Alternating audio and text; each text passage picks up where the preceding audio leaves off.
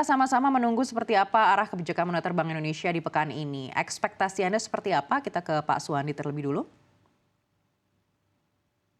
Ya, kalau kita lihat dari perkembangan penurunan suku bunga dan kenaikan suku bunga maupun yang diprediksi tadi sesuai dengan apa yang disampaikan tentang prediksi Bank Dunia di tahun 2024, kami tetap masih mempunyai prediksi yang cukup positif ya, khususnya untuk industri pembiayaan seperti yang tadi juga disampaikan bahwa otomotif masih diproyeksi untuk naik dan 68% portofolio perusahaan pembiayaan memang ada di sektor otomotif, Mbak Anake. Baik, Pak Anggana, ekspektasi Anda seperti apa? Saya rasa dengan beberapa kebijakan terutama untuk tadi menambahkan dari Pak Suwandi di sektor otomotif juga jangan lupa kita punya ada stimulasi juga di sektor properti ya bahwa ada sedikit relaksasi yang disampaikan pemerintah terkait juga dengan berbagai produk pembiayaan untuk sektor properti sehingga saya optimis sebetulnya tahun 2024 mendatang kita punya ketahanan terhadap konsumsi yang cukup baik dan juga kita melihat bahwa stabilitas global dan hopefully ya nanti geopolitik juga lebih baik di tahun 2024 sehingga kita punya momentum secara bersama-sama untuk melihat perbaikan arah ekonomi dan juga nanti khususnya kita tahu juga di beberapa negara-negara yang memiliki pengaruh besar terhadap Indonesia seperti China, Amerika dan juga mungkin Uni Eropa itu nanti akan memberikan stimulus yang positif juga di tahun depan. Aneka. Baik, Pak Anggana sampaikan untuk sektor properti, sedangkan Pak Suwandi tadi sampaikan di sektor otomotif. Apakah ini artinya urgensi Bank Indonesia untuk melakukan pemangkasan suku bunga lebih awal dari The Fed ini tidak dibutuhkan? Kita ke Ya, Pak, kalau kita lihat silakan Pak Suwandi. Ya, kalau kita lihat prediksi daripada apa yang disampaikan The Fed bahwa The Fed akan memulai penurunan suku bunga, tentunya ini sudah sejalan dengan rencana The Fed dalam hal pengontrolan inflasi, di mana pada saat inflasinya sudah terkontrol, dia sudah akan mulai menurunkan suku bunga. Nah, juga apa yang kita lihat, Bank Indonesia memang dari sisi moneter sangat berhati-hati dan bahkan mungkin sudah cukup berhasil ya melakukan kontrol daripada nilai tukar uang yang walaupun misalnya terjadi kenaikan 15,2, 15,5 sempat menyentuh 15,9, tapi Bank Indonesia cukup dalam hal misalnya menahan dengan menaikkan suku bunga 7 days repo-nya.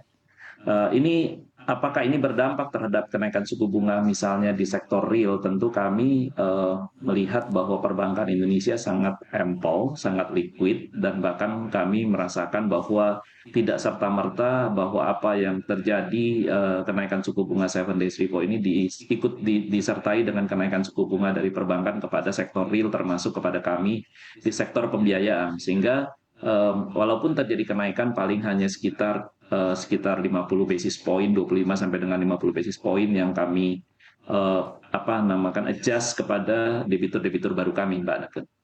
Baik, kita beralih lagi ke Pak Anggana. Kalau di Kadin seperti apa, Pak Anggana? Apakah memang ini tidak terlalu terasa seperti yang tadi disampaikan Pak Suwandi? Mengingat juga arah kebijakan jangka panjang dari Bank Indonesia seperti kita tahu tadi seperti Pak Suwandi sampaikan sudah sangat konservatif jadi cukup terprediksi. Jadi memang itu menjadi satu ancang-ancang yang sangat mudah untuk diproyeksikan sehingga teman-teman pelaku usaha juga cukup optimis dan merasa juga seperti Pak Suwandi sampaikan kami melihat Bank Indonesia sangat berkomitmen untuk memastikan stabilitas dan juga proyeksi terkait nilai tukar dan juga ketersediaan valuta asing yang cukup dapat memberikan kepastian kepada kami semua.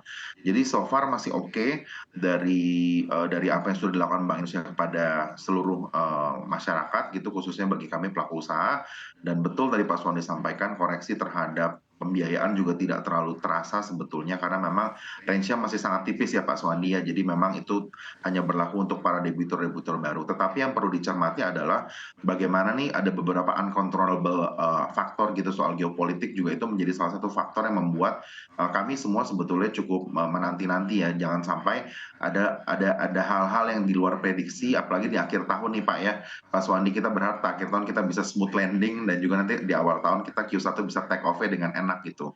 Dan juga kita melihat juga kehati-hatian lain juga harus tetap kita jaga yang pasti jangan sampai di akhir tahun ini kita melihat adanya misalnya pelemahan, karena memang dari kami sendiri Anneke, kita melihat Q4 sendiri dari sektor-sektor secara umum ya rata-rata memang ada koreksi gitu, dan mungkin juga ini adalah efek menahan menunggu juga momentum pemilu 2024 mendatang, sehingga ini juga harus diwaspadai secara cermat juga oleh pemerintah agar memastikan sektor konsumsi lain seperti belanja pemerintah bisa betul-betul direalisasikan, dan juga memastikan daya beli juga di tahun depan itu lebih baik setelah juga beberapa kali penyesuaian terkait upah yang sudah disepakati, dan hopefully 2024 Q1, Q2 kita bisa melihat hasil dari apa yang sudah dipersiapkan dari selama tahun 2023 ini. Anneke. Baik, artinya Pak Anggana, Anda mengakui memang ada aksi menahan begitu ya untuk melihat seperti apa pemilu ini berjalan. Tapi kalau mengingat ketika pemilu-pemilu sebelumnya biasanya konsumsi ini cukup tinggi begitu ya di saat periode kampanye ini. Apakah ini tidak dimanfaatkan oleh para pelaku usaha untuk mungkin bisa melakukan ekspansi? Sebetulnya memang kita lihat dari momentum dan juga dari feedback yang kami terima dari pelaku usaha, itu memang melihat akhir tahun ini mereka fokus dulu untuk memastikan kinerja korporasinya berjalan dengan baik terlebih dahulu, karena kita tahu bahwa ada beberapa potensi resiko kemarin di di selama Q4 2023 ini yang menjadi catatan. Nah, tetapi memang kita melihatnya optimismenya di bulan Januari, nanti mungkin Pak Swandi bisa memberikan gambaran yang lain gitu, karena di Januari itu menjadi puncak mungkinnya peningkatan konsumsi, karena memang di akhir tahun ini ada beberapa momentum seperti Nataru mungkin akan menjadi titik tolak untuk peningkatan konsumsi dari masyarakat sampai nanti akhir di Januari 2024 mendatang. Pastinya momentum ini banyak sekali Anneke, tetapi memang semuanya pengen mencari momentum yang tepat kapan akan mulai melakukan ekspansi sehingga bisa efektif dan juga memberikan nilai tambah juga bagi kinerja sektor-sektor yang memang terdampak positif dari momentum Nataru dan juga dari pemilu 2024 mendatang.